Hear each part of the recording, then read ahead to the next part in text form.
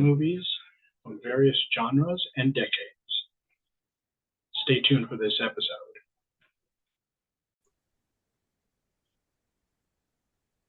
Hello, everyone. Well, we have an episode here called All Monsters, Great and Small.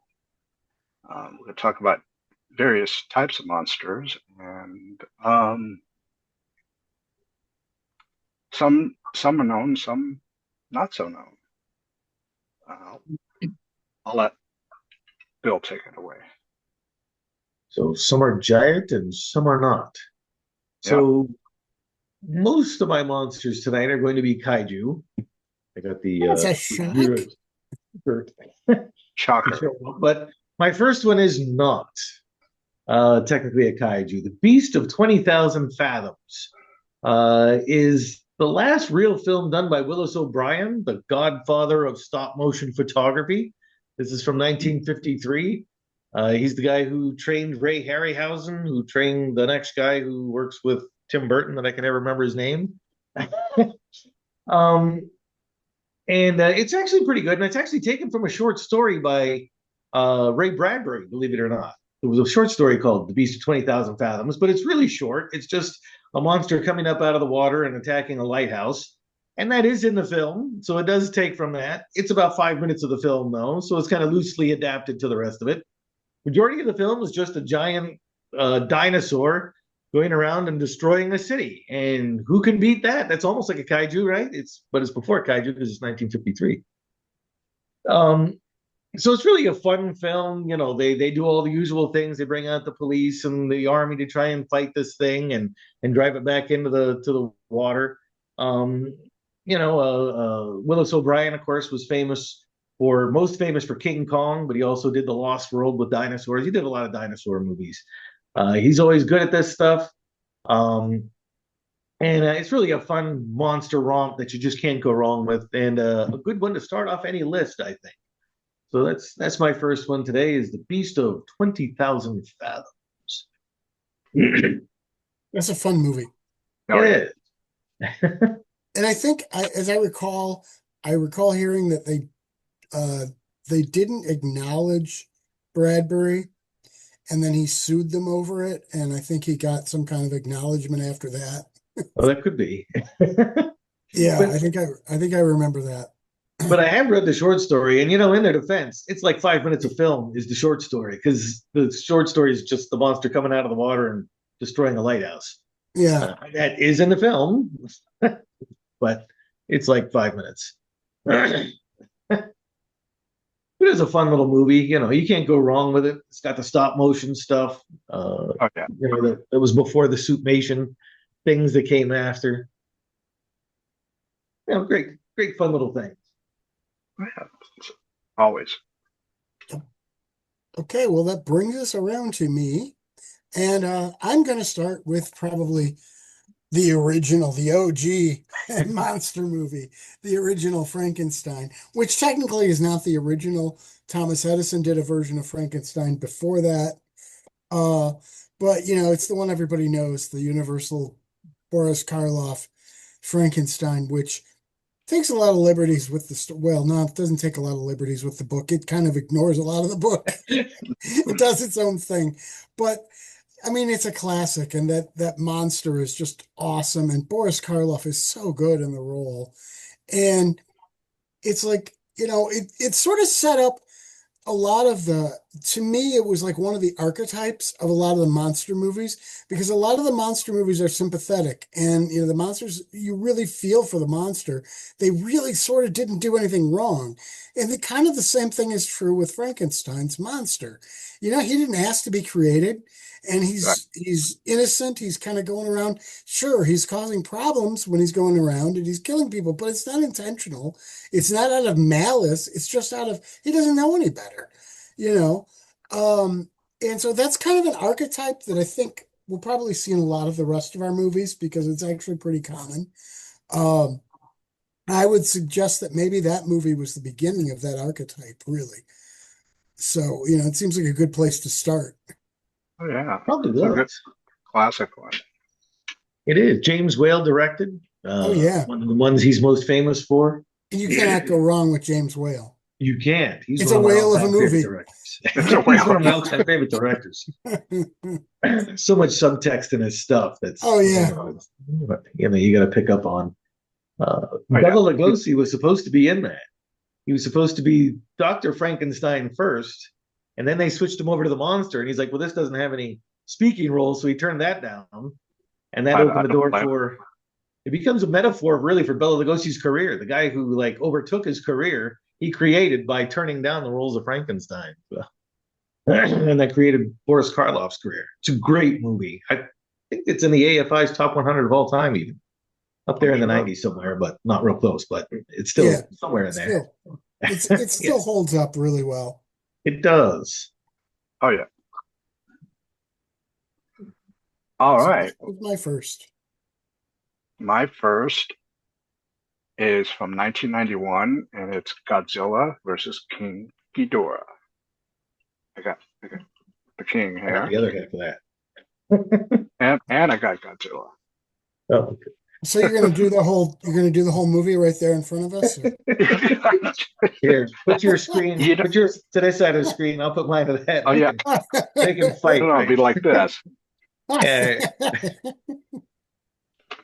I always out of, I guess you would kind of go quote unquote bad guy of Godzilla. I always like King Ghidorah. I don't know, just the whole three-headed Hydra thing is just, I mean, can't really go wrong with that. I mean, and in the 90s, I could have picked an earlier entry of those two together, but for some reason in the 90s, they kind of, I want to say they kind of went a little off the rails. I mean, explaining Godzilla, and there's this creature called a Godzillasaurus. And it's like up until that point, there was no Godzillasaurus. And they were trying to explain that the Godzillasaurus was time travel involved. So if I kind of blame all the mix-ups in timelines and everything, because you always know when they bring in time travel, they're always going to mess timelines up. Well, but I can help you with the timeline if you don't mind. Oh yeah. That's part of the Heisei series, and the Heisei series is one that starts with Godzilla 1985. So they, the first movie in the Heisei series is actually Godzilla King of the Monsters, the first one, and then they ignore all the rest of them. So the next movie they did a lot of 1985 is that's like rehashing the rest. So none of that other stuff happened really. So that's the timeline of that. You know, I think a lot of times they do that because they just don't. I mean, then there's going to be like a 10-hour Godzilla movie. You know, I mean, not that what would be on board. We won't mind that.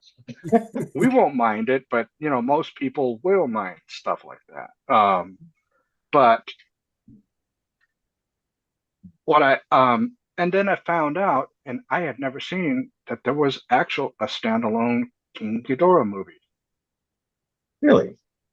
But I'm trying to look for it, but I can't find it. But because, I mean, I have Godzilla standalone, and you know, I wanted to get one of him, but like I said, this actually takes place.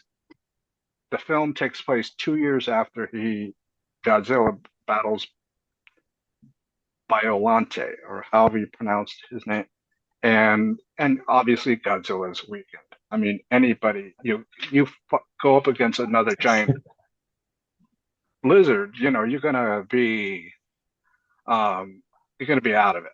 And then that's when the time travel thing, and someone coming from the year, I think it was year 2044, coming back and takes the Godzillasaurus, and it's like, if that's a mess, just watch the movie for some fun destruction. I mean, I don't mind when they get these little backstories or little subplots and things like that, but sometimes unless you really are following the movie, and the particular one that I was watching had subtitles, so it was very hard to kind of pay attention to the film and read the subtitles. I kind of recommend with Godzilla movies to try to get the dubbed ones, however bad they are. At least you can pay attention to the picture and hear them talk. I mean, I never understood why they couldn't get someone that is as closer to sounding like the character. I mean, it just I mean, I get it. You know, you needed to Americanize it so that the American audiences will get it. But anyways, but I just, I mean, those two battling out, and what's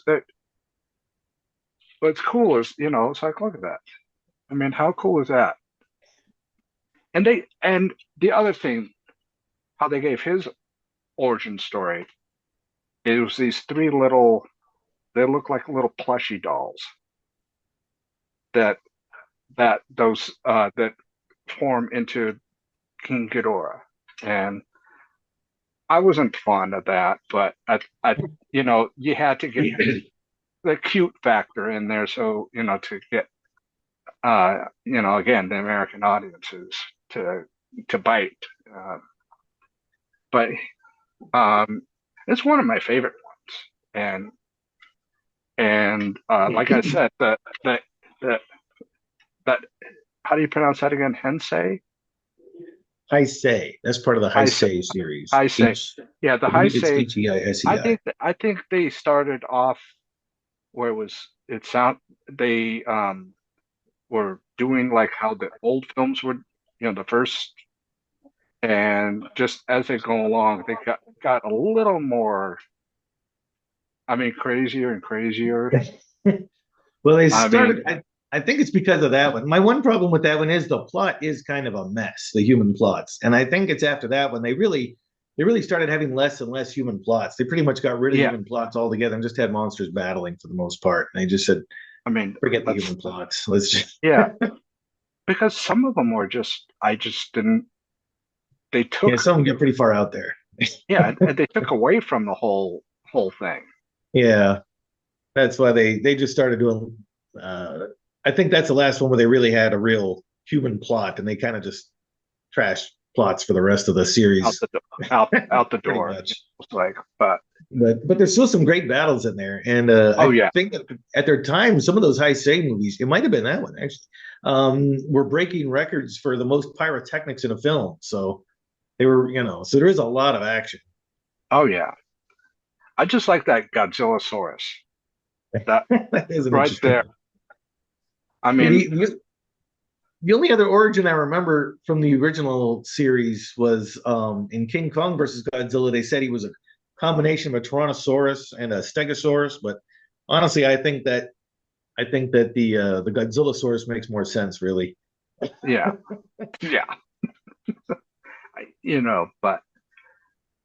But anyways, that's my first film, and it's like got to give love to these two guys.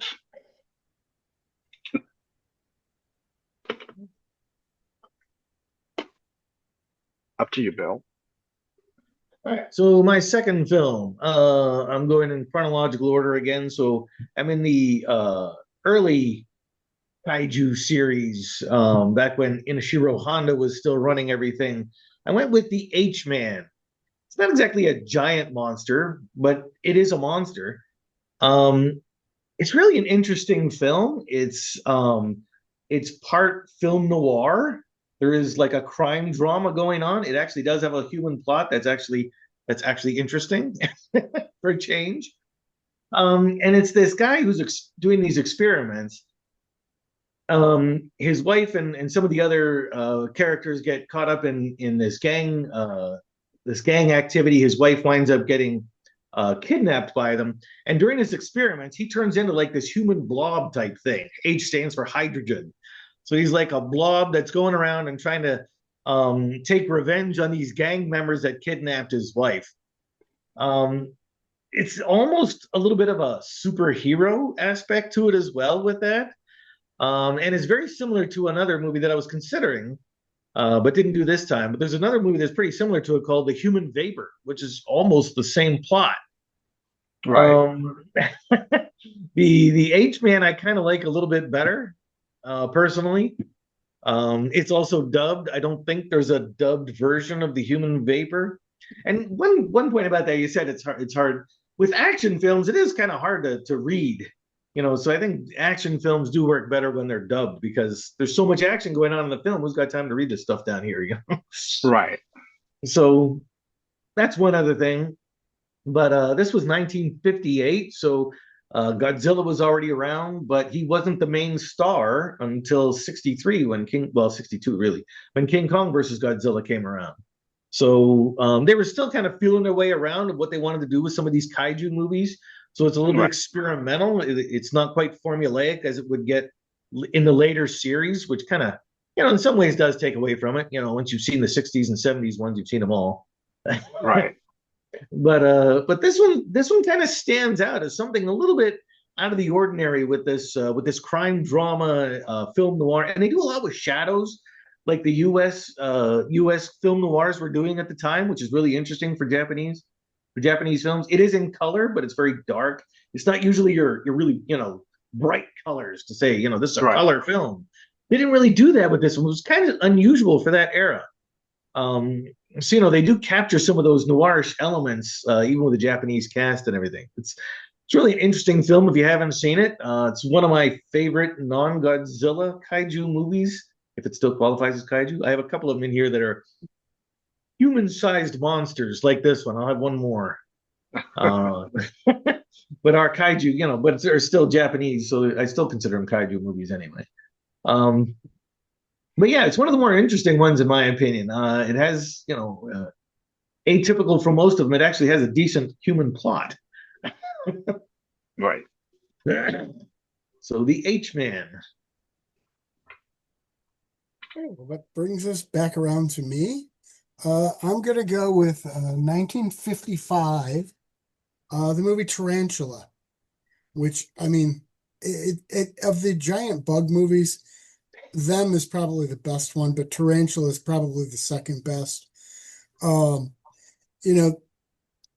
everybody was, I mean, if you want to talk, I love spiders, but if you're afraid of spiders, probably tarantulas are among the spiders that, you're most afraid of. And then when you make it, like the size of 3 buildings or 5 buildings, it's like, it's scary as hell for some people,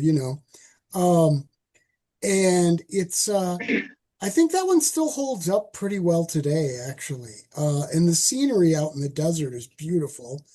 You get a little tiny cameo from Clint Eastwood in there as as the head of the fighter squadron that's sent out after it. And don't blink, you'll miss yeah, him. don't blink. He does get a couple lines though. Yeah, I think he does. Yeah, but he's wearing, the helmet, so you can't really tell it's him except for his voice. yeah. When he talks, it's him. Yeah, but yeah, I think it's a really, really good movie. And I think a lot of people have forgotten about it by now. It is a good. I do have a little arachnophobia, so it does kind of get me a little bit.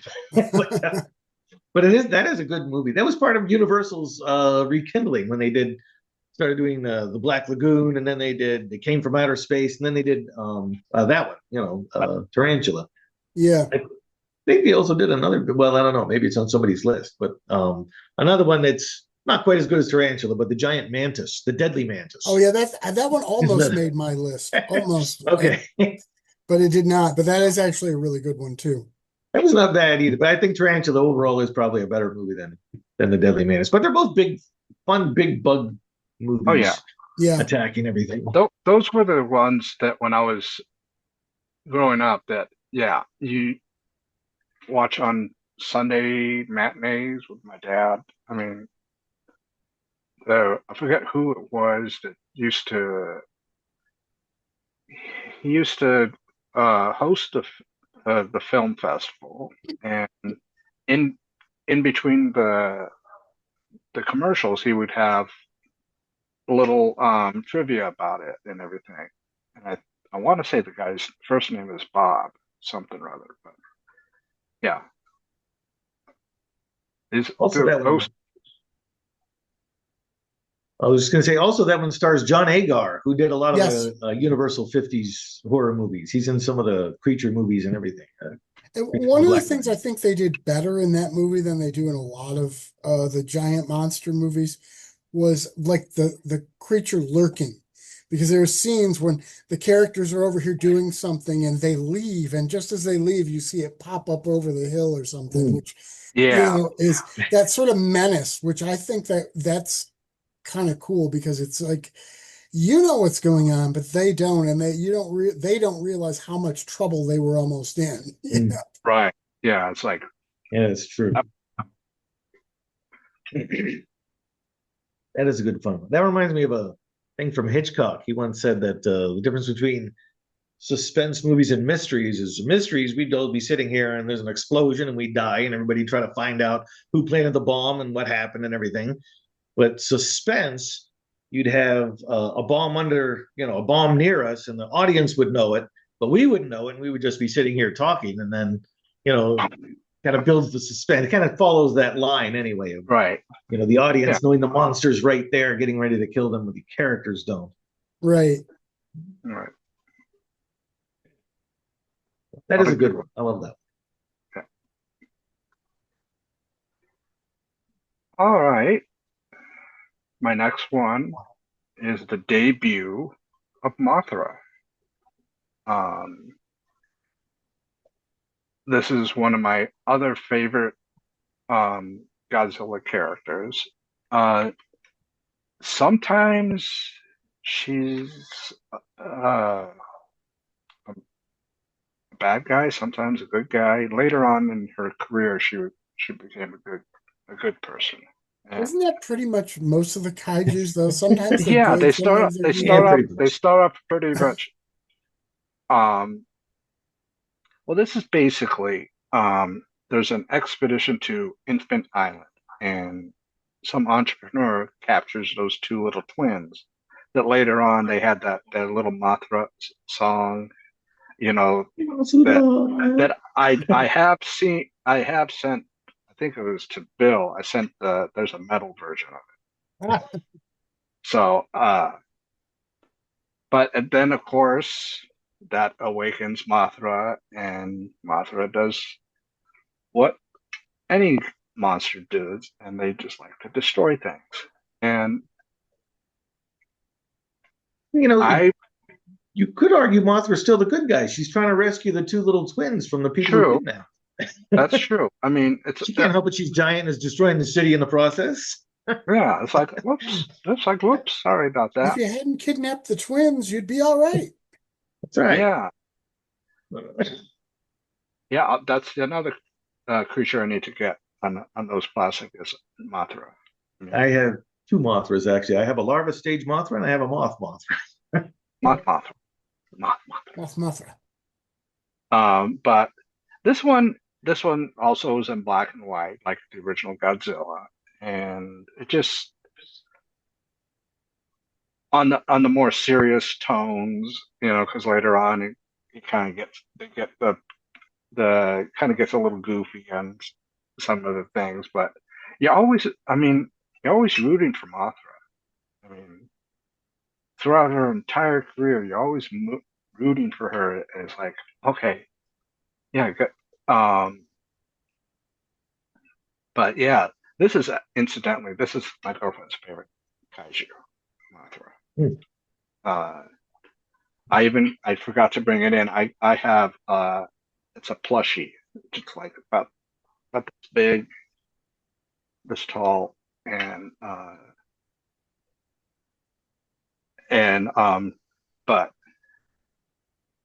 this was first of many Mothra movies. Of course, she did Godzilla versus Mothra, and then she did her revival in the 90s or 2000s. In the late 90s, she was Rebirth of Mothra. One of those almost made my list. I still want to talk about one of those. The great And scene in there is oh, sorry, go ahead. yeah, no, go ahead. A great scene in there is when because she arrives in the larva stage in the city, and then she knocks down a couple of buildings and she creates the cocoon for herself. Spins a cocoon and everything. It's a great scene in there, and Oh one that yeah, they used in most of the revival kaiju series. They revived that in almost every series just because it's such a captivating scene that she has to go into a larva, and then she comes out the moth version and destroys the city again. and at least that I always thought when I younger that I thought maybe she was like it's over, she's not coming back, and then all of a sudden here comes that beautiful moth coming out, and And I think they I try to mean, destroy it with fire and stuff, but nothing works. And oh yeah, I mean it's like well Godzilla has the laser breath or nuclear breath, and all she has is her and Rodan have like just their flapping their wings. well, she also spins a web over people. My Yeah, wife says she silks them to death, basically. she's so Well, it's a moth. I mean, yeah. The death of Silk. But this one, I recently got this like about well, not recently, maybe about in towards the beginning of the pandemic. They came out with the steel book of it. I normally don't collect steel books, but this was the way it came, and I think it was like $10. So I mean, I'm sure it's probably worth more now, but I just got it because I wanted the movie. But yeah, this is a really good one to start with. Um, so you get your I guess a true Mothra origin story, not the later on where they kind of do it really quickly. But it's a good one. So that's my second one. and I agree. She is definitely an unsung hero in the kaiju world. One of my favorites too. Now, Uh, isn't it true? I mean, or maybe this could be some fan thing brought up that Mothra and Godzilla were almost like a couple, a power couple. I haven't heard that one. I mean, that I mean, would, they fight in the one movie. Yeah. yeah.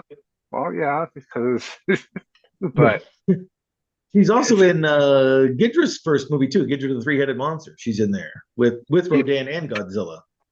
All oh three of wow, them have to fight Ghidra in that one.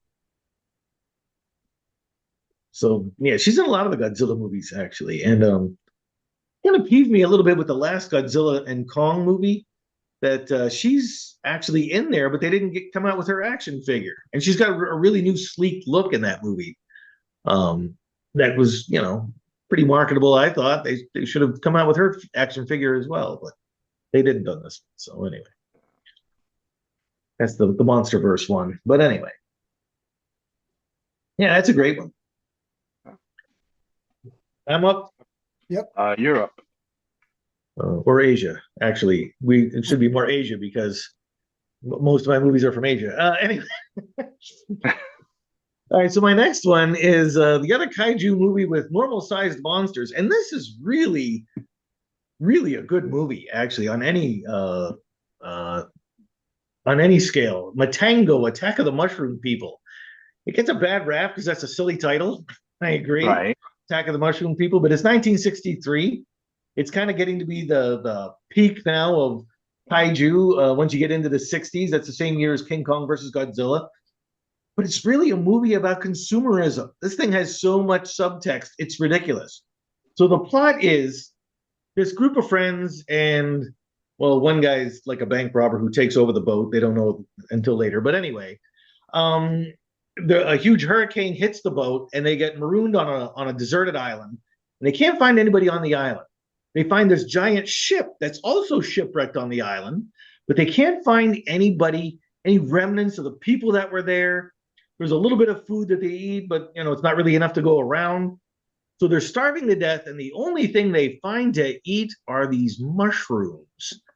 The problem is, if you eat the mushrooms, you turn into the mushroom people. And the characters slowly figure this out, but they're starving to death, so they still have to eat the mushrooms. It's the only thing left to eat on the island.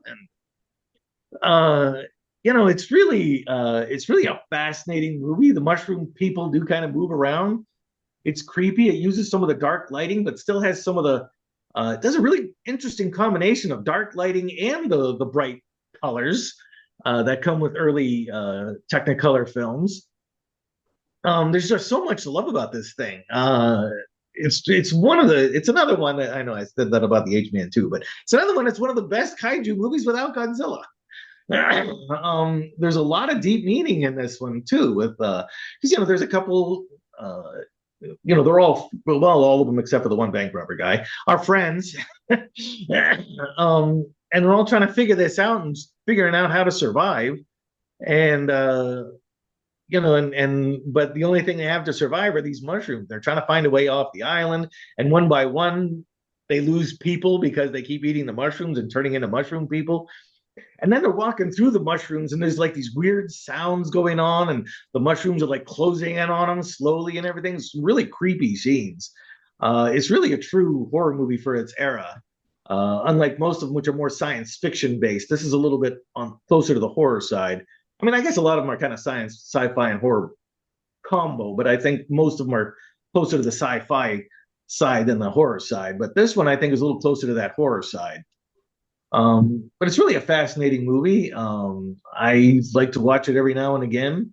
And I think it's really got a lot of subtext in there that maybe I haven't even figured out all the subtext that there is there, because I think there is a lot. I have never heard of it, but it sounds good. I've heard of it, but I've never seen it. Okay.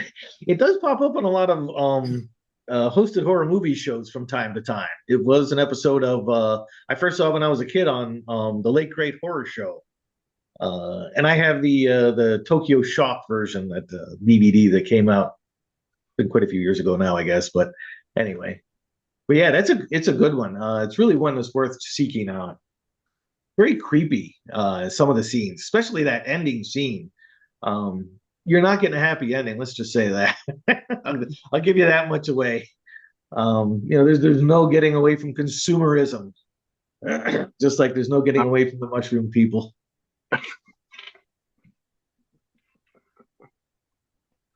So that's my next one. Matango Attack of the Mushroom People, usually with a hyphen in between there. Okay, well, my next one, Monsters is literally in the title, but I would see an argument that it really isn't monsters, but it's certainly horrific in what they do.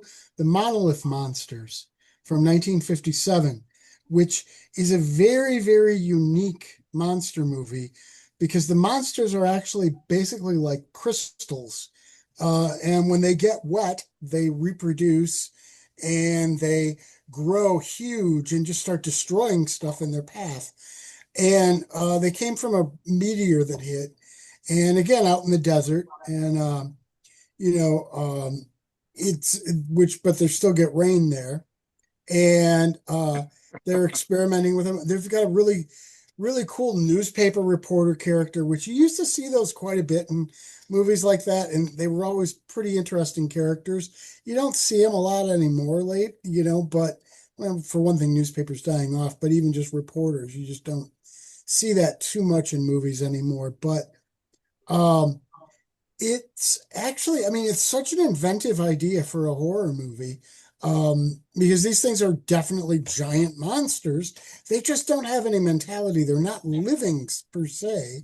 They're just sort of they grow, and it's actually a really scary movie, and it's well written, well done. I just think it's a very good movie.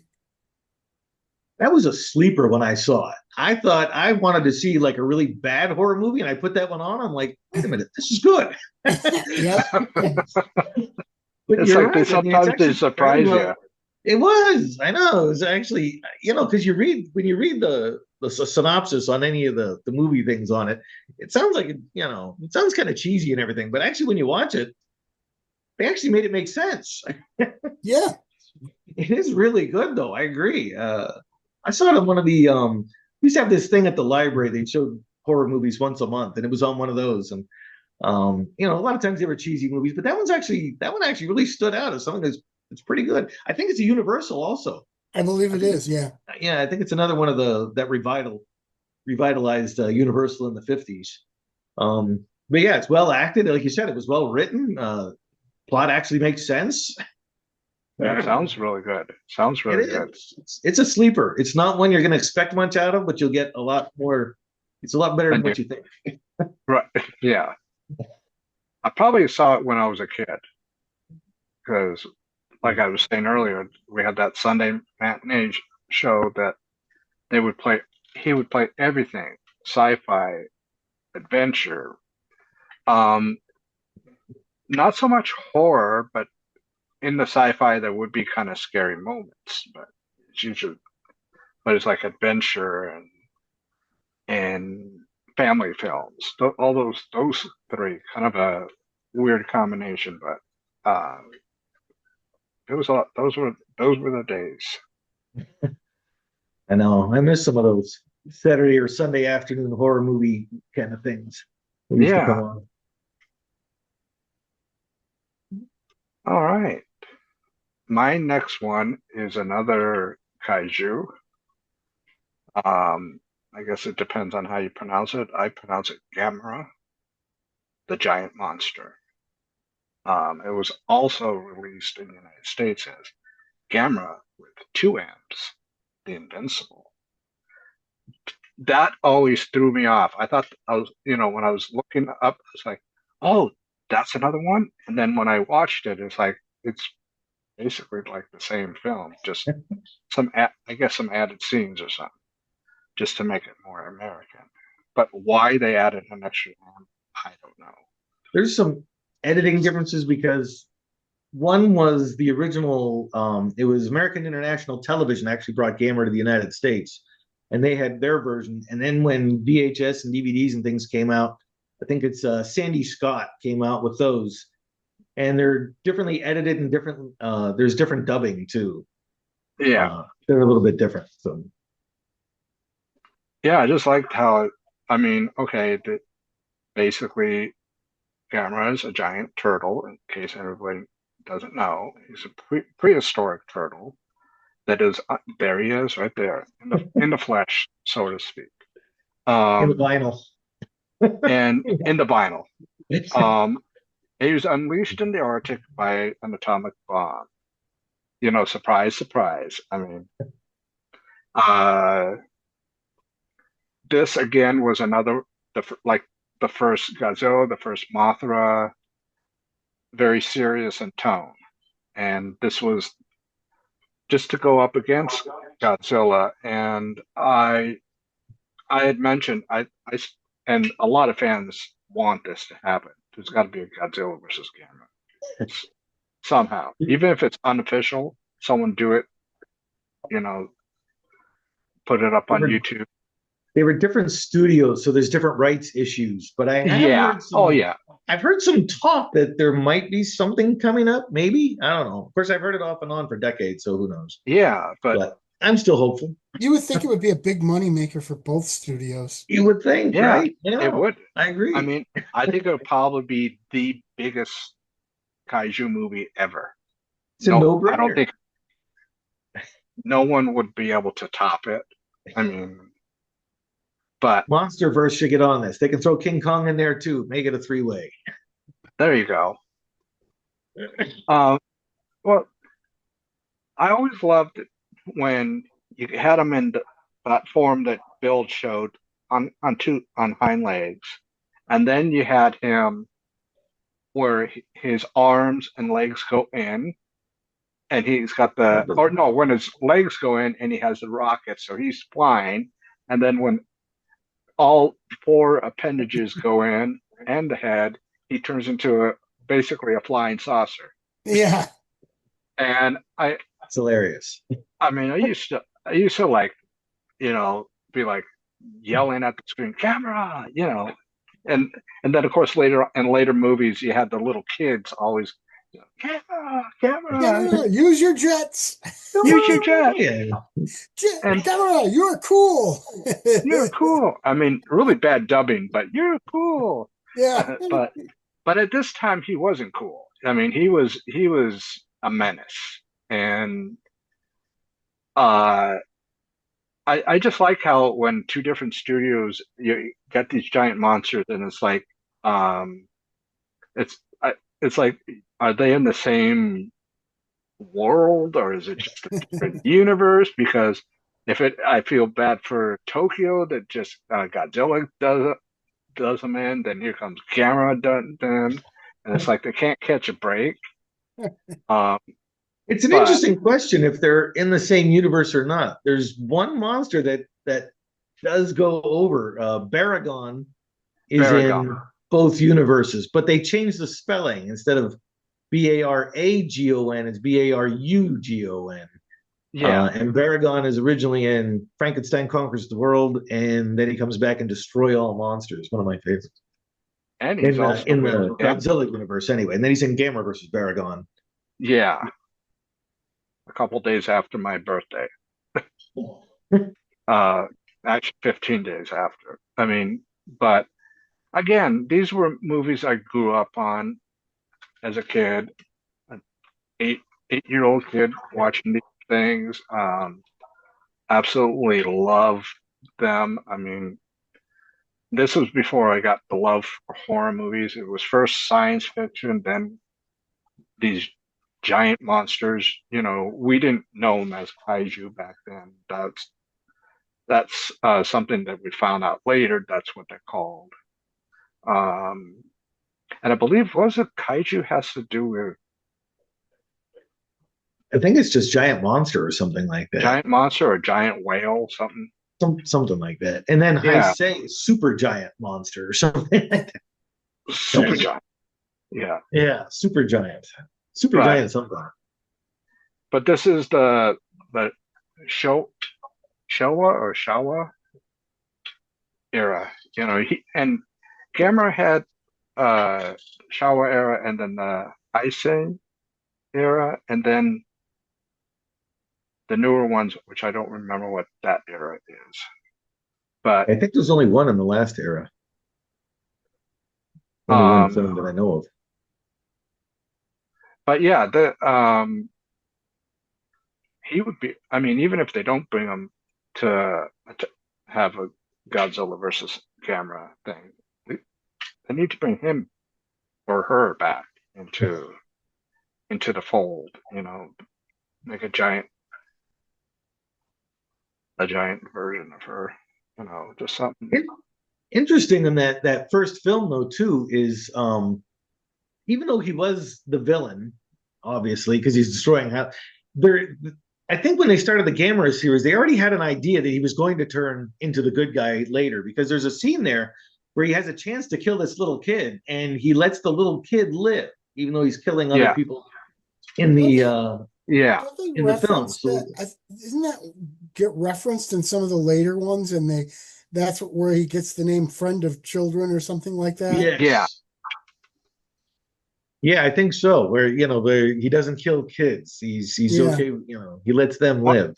When I was later on, it's like I mean, naive kid that I was, I wanted to meet Gamera, and I knew he was he was just on the movies, but a kid wants to meet their heroes, and of course, Gamera later on was the hero, and it's like, yeah, come on over to my house, just don't destroy it.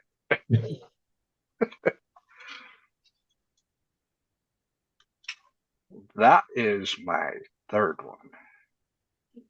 So that leads me to my fourth one, which coincidentally is also a Gamera movie. Later in the series, later in the same series, his original series, he fights Guiron. Now I talked about a little bit about the studios. It was American International Pictures that brought Gamera to the U.S., but under their brand new television umbrella. They were starting to branch out on the television. They didn't really have any television shows, so they brought some made-for-TV movies, so to speak, and a lot of them weren't Gamera movies. So a lot of them in the US did not have theatrical releases. They were released onto television originally. And they gave them different titles. Gamera versus Baragon was War of the Monsters. I don't remember what Gamera versus Guiron was, but there were different things like War of the Planets. I think that might have been War of the Planets or something like that. They had these weird titles that were in the original American International versions. And like you, I started with Gamera, with late night hosted horror movie shows, the Late Great Horror Show in Erie, Pennsylvania, which everybody else had like mad scientists and vampires as their hosts. And we just had this radio DJ named Jim Cook. Who was a very popular DJ at the time, and he was hilarious on the show. There are a few clips on YouTube that barely do it any justice, but that's what we had in my area, was just our local little DJ, Jim Cook, doing this stuff. But anyway, Gamera versus Guiron is the one where he goes to another planet and he flies with his jets in outer space. Nobody knows how he can breathe out there, but he does it. And with Gamera movies, you really have to enter their world. You really have to enter their world. You have to just be accepting of all this goofy stuff, like a jet-propelled giant turtle that spins around like a top. You just have to enter it and enjoy it and have fun with it. Right. But this one's an interesting one because he fights. Guiron is supposed to be kind of like a dog. He's the one with the hatchet on his head, and he can chop things with his head. And then they have like these weird superpowers that are almost like you'd see on Super Friends or something. His ears open up and he has like these shooting stars that come out of his ears that attach to Gamera's arms, so he can't put his arms in at one point in one of their fights. Right. There's just all kinds of crazy little things that they do. They're almost like these superhero type things. It's really, I thought they were so cool when I was a kid. I thought this was great. And I still think it's a lot of fun. I still revisit them from time to time. And the other fun thing about Gamera versus Guiron, it's the one where we get the song. Yeah.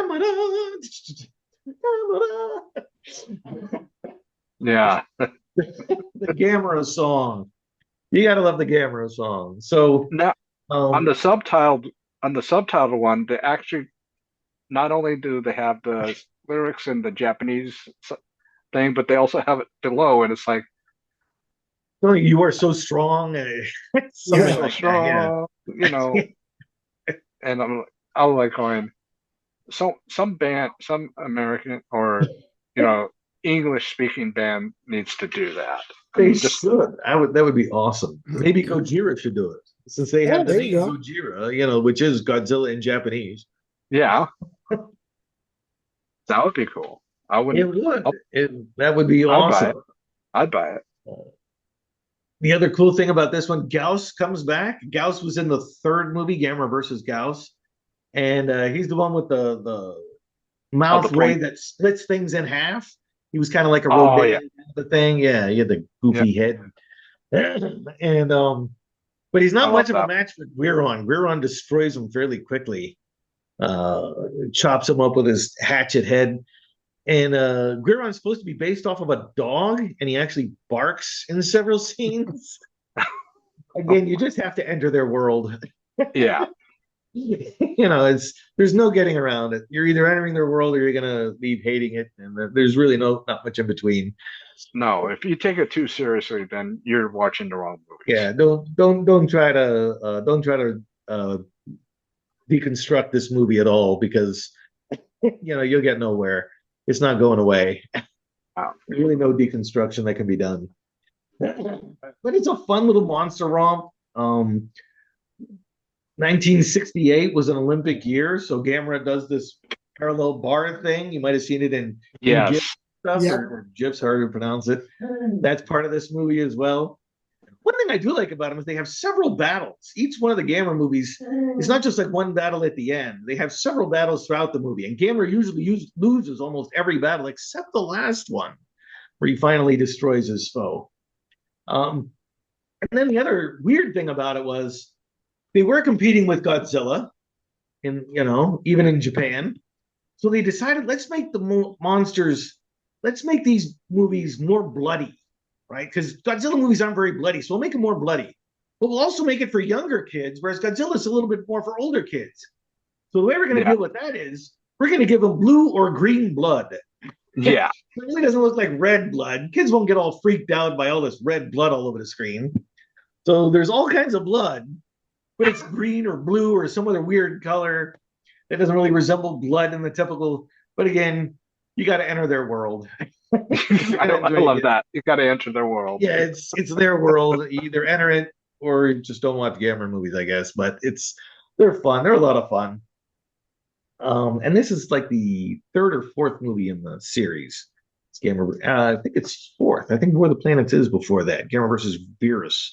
I think there's a brief clip of that movie in there somewhere. But anyway, it's somewhere in the middle. 69. There's only a couple more after that. Gamera versus Monster X and Gamera versus Zigra. And then the final one is Gamera Super Monster. Super Monster.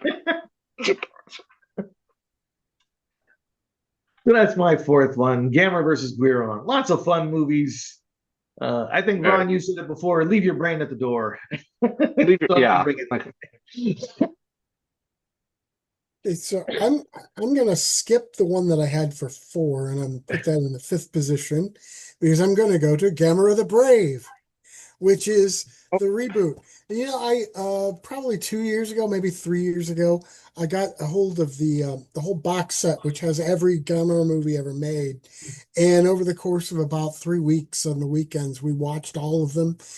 And I actually love how the first movie is really sort of a Godzilla horror movie.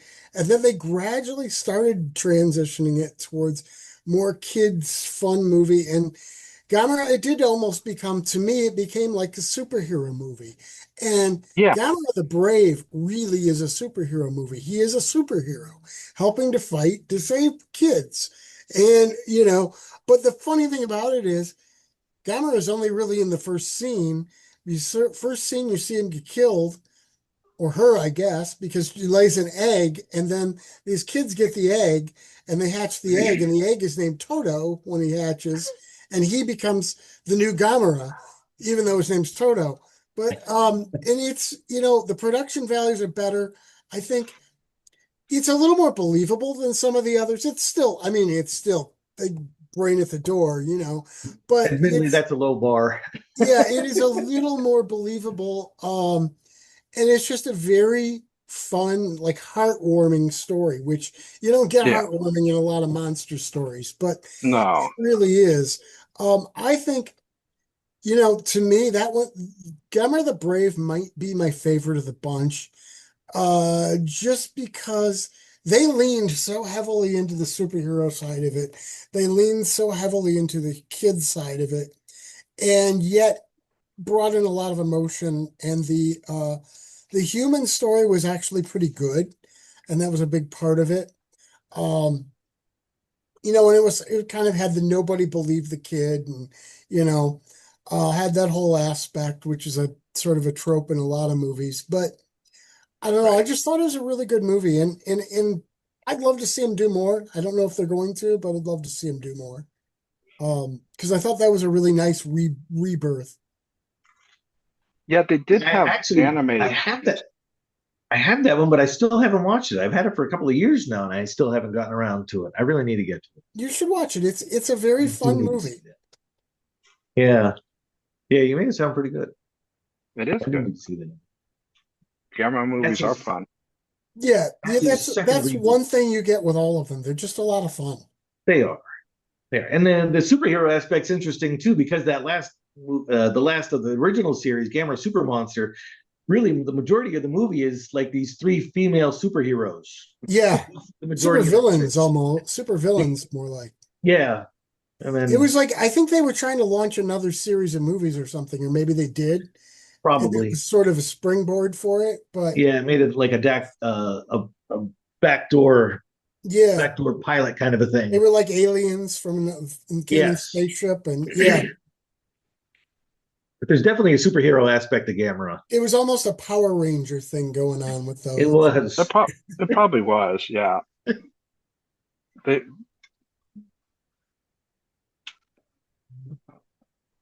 All right.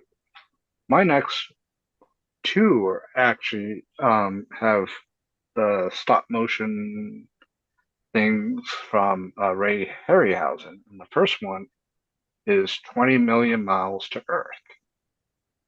I just recently saw this one, and it's just basically a ship from Venus crash lands into the ocean off of Italy, and this fishing boat gets it, and there's like this little canister. This, of course, a little boy has to take the canister and open it up, and all of a sudden, the monster just starts growing over the course of the film. And That little boy is so annoying.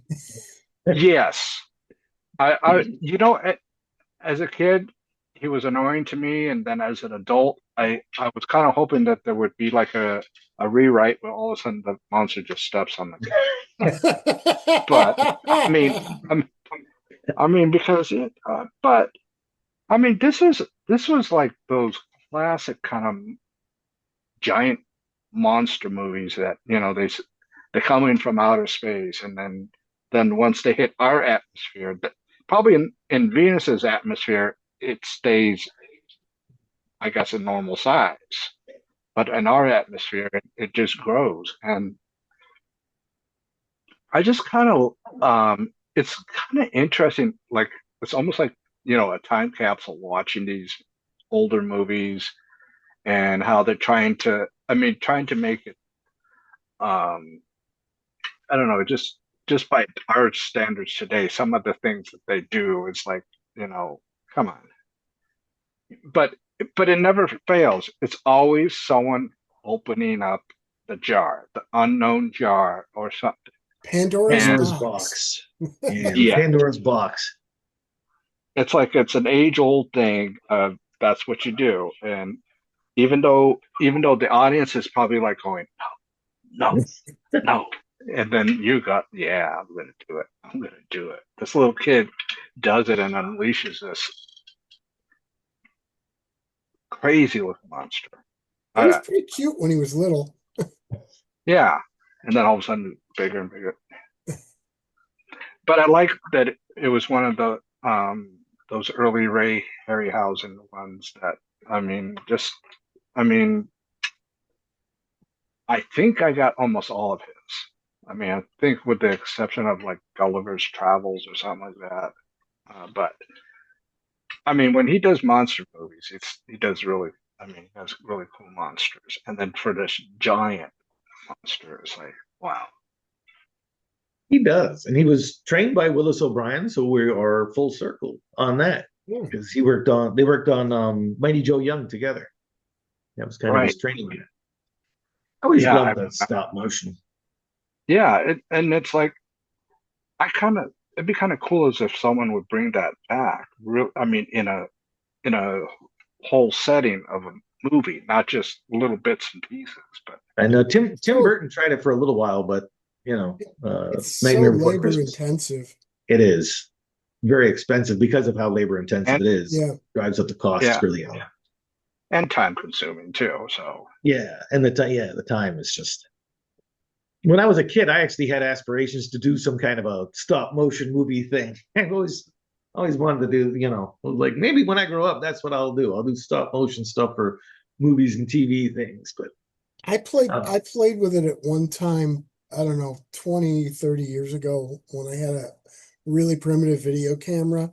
And I had some little Star Trek Starship miniatures, and I did little combat stuff with it, doing stop motion. It was pretty cool, but you've got the little adjustments you have to make are so tiny, or it just looks really I imagine.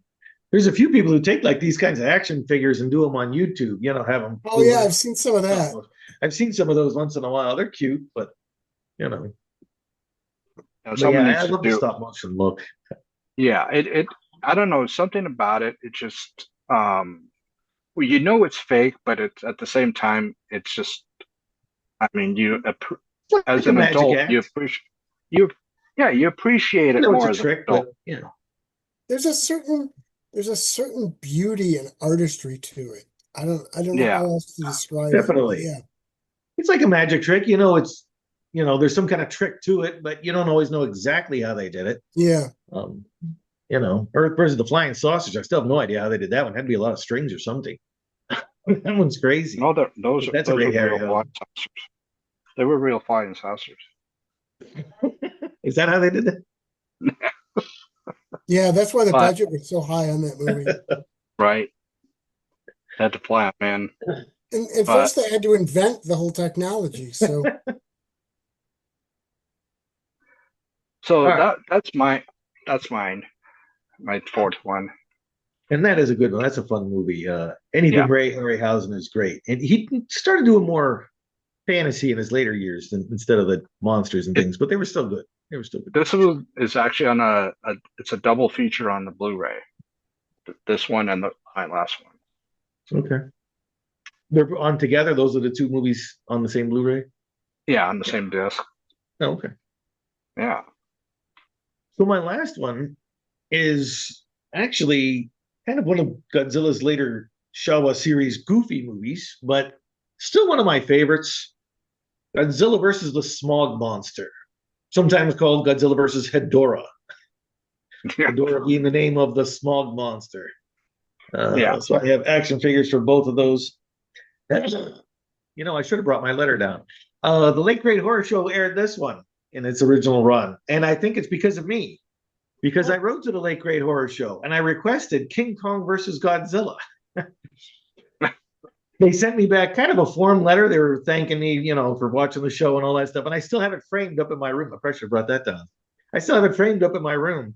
But they didn't show Godzilla versus King Kong. Instead, they showed Godzilla versus the Smog Monster. Around the number of weeks that it would have taken for them to get another Godzilla movie. They didn't show a lot of Godzilla. They only showed two during the whole series that I ever saw. And I saw pretty much every episode. Destroy All Monsters and this one. The plot is, very environmental. Some people complain, when did Godzilla go woke? I say that was in 1954. I mean, was if Godzilla being a metaphor for a nuclear explosion was a little too subtle for you? Tell me this isn't telling me Godzilla was green. Come on, he's literally pollution. He's literally fighting pollution. Right. He's smog. The band Gojira named themselves after him. You listen to their music, it's all environmental heavy metal. That one actually scared the crap out of me when I first saw it. Which one? The Godzilla versus the Smog Monster. It is creepy. There's some of the original people who started Godzilla started to pass on and go on to other things, and most of the movies after that original crew left are getting a lot more juvenile. And this one does have its juvenile moments, but this one does have more of a message. I think it's a little tighter than some of the others. Yeah, I do have to give the one caveat, the one thing that everybody complains about. Godzilla does fly in this movie, so be prepared for that scene way towards the end. It's not the one where he does the drop kick. Oh, okay. It's the one where he does his breath goes down and then he gets up. It takes him up off the ground and he flies backwards. He's got rocket power. Monster. What's that? He's got rocket power. Yeah, with his breath. Yeah, that's the one scene that most people complain about. It's pretty goofy. I don't know. Maybe they were feeling the heat from Gamera, and they had a flying monster. We'll find a way for Godzilla to fly. I don't know what. Maybe I'm speculating, but by this time, Gamera was definitely in full swing because this is 1971. Gamera is actually getting towards the end of his run, and Godzilla was getting pretty close to the end of his run too, actually. But it's it does kind of follow some of the Gamera movies too, because they have several battles throughout the movie. The Smog Monster is literally pollution that comes to life. They speculate maybe a meteor hit some kind of pollution at some point. There's 3 different variations of the Smog Monster. He starts off as kind of a small version of this. He's kind of this he's a tadpole actually in his first version. That's right. He's a tadpole that swims in his first version. Then he becomes this flying thing that's kind of like Oh yeah, that Flying one. saucer, That, kind of like Gamera too. And yeah, then he turns into this thing later on. And his last version, he can turn into all three. yeah. No, it was like a, and then Yeah, and then he's got that flying and smoke comes out of the back, and it's like the smog smoke that sometimes kills people when he flies over you and everything. yeah, He went right through buildings and everything because he is just slime, just kind of like a blob type thing. So he's really a credible foe. The interesting thing is the humans have an idea on how to kill him. They have like these two plates that they set up where electricity is supposed to go through and dry him out, and that's supposed to kill him. But that gets destroyed, and Godzilla has to help you with that too. So it's kind of like Godzilla and the humans actually had to team up at the end to try yeah, and kill the monster, which is interesting. I won't give away everything, but right. Godzilla and the humans have to team up together to kill him, to kill Smog, which is also kind of a little bit of a message there. Godzilla needs the humans to help him, and Godzilla helps the humans. Right. And they do that walking off into the sunset kind of thing, like it's a western kind of thing in the end too that they did throughout most of those later movies. But Yeah. it's a fun movie. It's my third favorite Godzilla movie. Oh, King Kong versus Godzilla and Destroy All Monsters are the other two. This is third. So one of the earliest ones that I saw. And it also has a song. That's right. We got to talk about the song. Save the Earth. yeah. It's like I think that was more marketed to America. I think. Well, in Godzilla versus Hedorah, they do the Japanese version of it. They actually sing it in Japanese in Godzilla versus Hedorah. In Godzilla versus the Smog Monster, you get the Americanized version of it. So, and there's also a Godzilla action figure in that movie too, one of the originals. Anyway, I've seen that movie probably 100 times at least. Oh, I think all those Godzilla One of things. my favorites. Yeah, that you can't. I mean, you can't go wrong with Godzilla. You can't. You can't. This is a little on the goofier side, but it's still one of my favorites. Oh yeah. Kind of faces the blob, sort of, kind of. Anyway. All right, so that's your final one. That is my final one. Brings you to the one that was going to be my fourth, but we went with Gamera instead. So number 5. And since we're not doing cult movies this time, I could get this one in there because it certainly was not a cult movie. It was a blockbuster, Jurassic Park. And, it's about as kaiju as you can get in a lot of ways, even though they don't call it kaiju. But, I remember when it first came out, and I'm not the biggest Spielberg fan, so I sort of wasn't interested in seeing it. And then when it came out on video, I was like, okay, I'm going to check this out. And I couldn't believe how good the dinosaurs looked. And at the time, the pseudoscience that they explained sounded pretty legit, like it could really work. Now, I know now it's not, but because there's just too much degradation of the DNA for them to ever make that work. But it really seemed real. And, you've got some good adventure, you've got some good humor. The special effects were just awesome. You've got people with their own, agendas that are getting in the way of things. And, it's just an all around good movie, I think. Oh yeah. Yeah, it definitely is. It's definitely a fun, the dinosaurs attacking the people. Like, they're going to get out of the, it's kind of a dinosaur zoo, and they're going to get out at some point. Oh, yeah. And did you don't realize that Newman's going to be the one that helps him get out, but right. That's right. When Newman is in there. I forgot Newman is in there.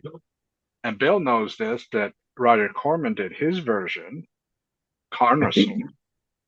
Yeah, that's right, Carnosaur. Yeah. I mean, if you wanted Jurassic Park to be bloodier, watch Carnosaur. I love Roger Corman. I haven't seen that Corman one, but he did do that one, and he was complaining when they started doing movies like Jaws and Star Wars and Jurassic Park. He was kind of like, "This is my realm," and now Hollywood is taking my movies and doing big budget versions of what I do. So he's like, so it really hit him pretty hard in this. Yeah, with it's his like studio. Carnosaurus was a good one too. But yeah, Jurassic Park. Yeah, I mean, it's still I think it's still the best out of the whole franchise. I agree. I think so too. Yeah, definitely. I haven't read the book, but I've got a friend who has, and he said the book is much darker, much bloodier. Yeah, I could see it. There are some pretty harrowing scenes in there with the monsters attacking some of the cars and them trying to get away and everything. Oh, and the guy who runs the island, or the guy who runs the park, in the book is not nearly as likable as he is in the movie, I guess. And Jeff Goldblum's in there too somewhere, isn't he? Yes, he is. Am I thinking? Okay. Yeah, Yeah, Jeff sure Goldblum. You can never go wrong with Jeff Goldblum. Absolutely not. I love no, Jeff he Goldblum. just. I know he brings the movies up to a different level. Yeah, always. Even a bad movie, he'll bring it up to a slightly better level. Oh yeah, and a good movie, he'll bring even up to a higher level. Yep, exactly. Always. I believe when that came out, correct me if I'm wrong, but I think it was the highest grossing movie of the time. Up until that time. I think so. I think it was for quite a while. Yeah, for a while. Yeah, which is why I said it definitely does not qualify as a cult. Not a cult, but still a fun dinosaur romp. Oh movie. yeah. You can't go wrong with that. Barbasol can. That's what the new one. Yeah. The hidden DNA product placement. And talking about Goldblum, remember Goldblum, one of my favorite lines of his in that movie is when they're driving around and it's like if you go to a zoo and all the animals are in hiding and they don't see anything. He's like, so at some point, will there actually be dinosaurs on this tour? Yeah. It's kind of maybe like his character wishes he never said that. Yeah, probably, yeah. But just because, doesn't he also have the line, or is it one of the sequels? Just because science can do it doesn't mean they should do it. Yeah, it's in that one. I think it's in that one too. Okay, you might say it on a couple of. And he's also got Life Always Finds a Way or something like that. Yeah. Life Always Finds a Way. That was another one. Yeah, I remember decent lines, and Jeff Goldblum always has the best lines. I've even seen that series all the way into the Jurassic World movies. Some of those are better than others. I think I've only seen maybe the first 3 or 4. Yeah, I've seen probably somewhere around that 3 or 4. I think the last one I saw didn't even have Jeff Goldblum. So we saw the latest Jurassic World, I guess Rebirth or something like that, and just watch the first one. Is that the one Scarlett Johansson's in? Yeah, except for her, just watch the first one. That's just my review on that movie. I mean, I was actually falling asleep during it. Oh, jeez. Luckily, not in the movie theater, but on Peacock. I mean, so at least I saved some money that way. But and I think the original series, I think, was a trilogy. Yeah. But the first one is definitely the best of any of them, including any of the Jurassic World. I mean, some of them can be fun, but that's the tightest one, anyways. You get dinosaurs. It's got to be fun. Yeah, dinosaurs. All right. Well, my last one is It Came from Beneath the Sea. A giant octopus. That's another classic. Another giant octopus rampages and this time it's the west coast of America or North America, and it after becoming radioactive in the South Pacific. Again, this is another Ray Harryhausen thing, and this one I just like how it's called. It comes beneath the sea. I mean, they don't give I don't think they give the monster a real actual name. No, I don't think so either. But I like that it's a giant octopus with all the tentacles slapping things, and another fun giant monster movie to watch. I mean, if you can get this one and then the 20 Million Miles to Earth on that Blu-ray together if it's still available. That's right there, a great double feature. That's Now what. I may be wrong on this, but I remember a piece of trivia. Like I said, may be remembering it wrong, but I remember that hearing that when Harryhausen made the stop motion model for it, it actually only has 5 or 6 legs Yeah, that's because right. he simplified it so it wouldn't be so hard to do the stop Right. motion. Yeah. I mean, I think there was some that. financial ideas on that too. He was getting so by the studio to keep things moving, and Yeah, but when you watch the film, they actually film it pretty good. They just film them in like corners of the screen and yeah. stuff. So So you you can't really really can't tell very tell. well. So Yeah. they hit it pretty well, but that is true. It's a good Yeah, it movie, though. even It's a fun movie. attacks the Golden Gate Bridge and everything. I mean, it just, and I think when it's stop motion, when it's done in black and white, it makes it a little more realistic in a Yeah. way.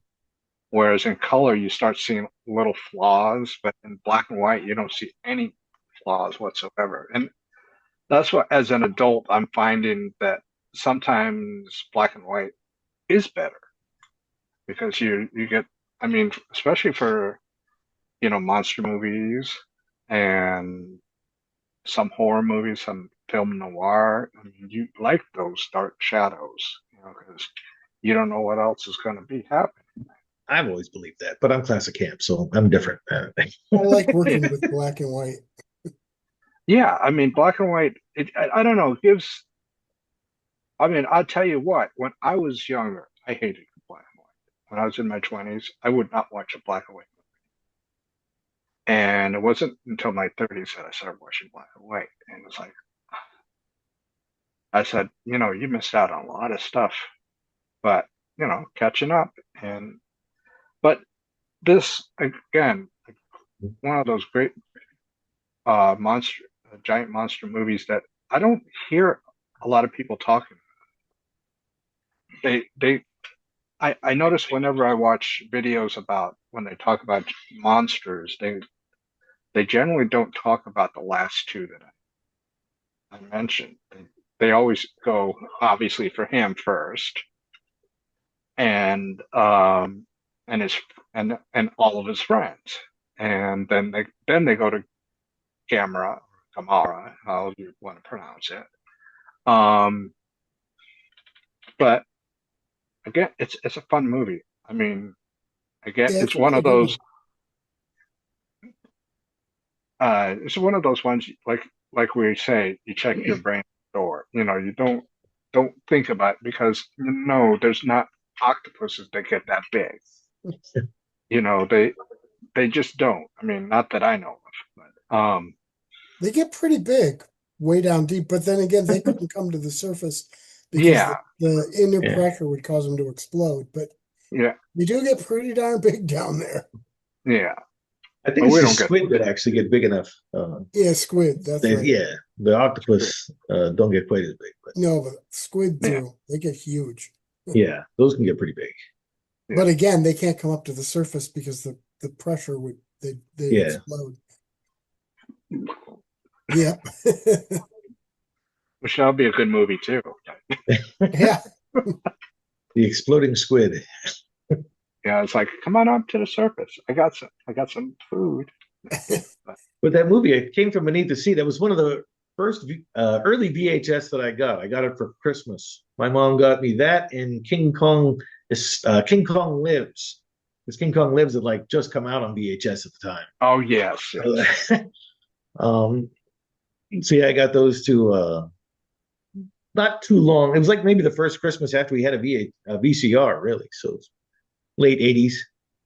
Yeah, We were the that's last one about the time about the time we rented our VCR first, and Yeah, we did that a couple times. Well, me and some friends did. My family never did, but some friends and I rented a VCR a couple of times.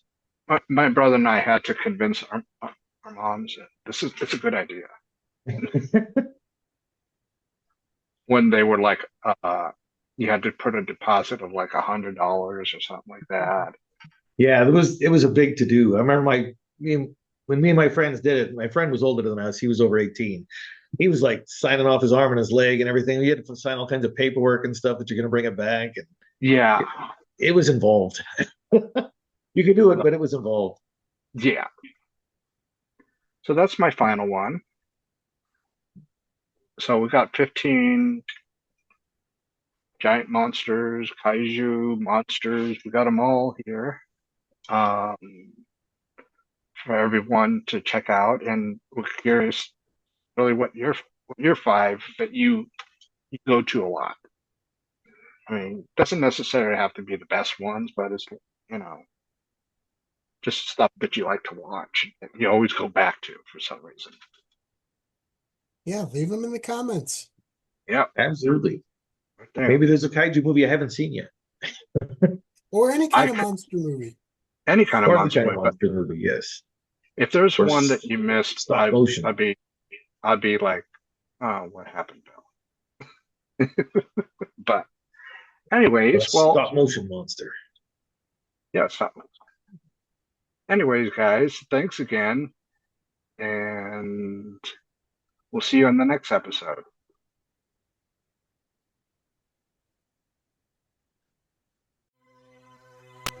Thank you very much for watching this episode.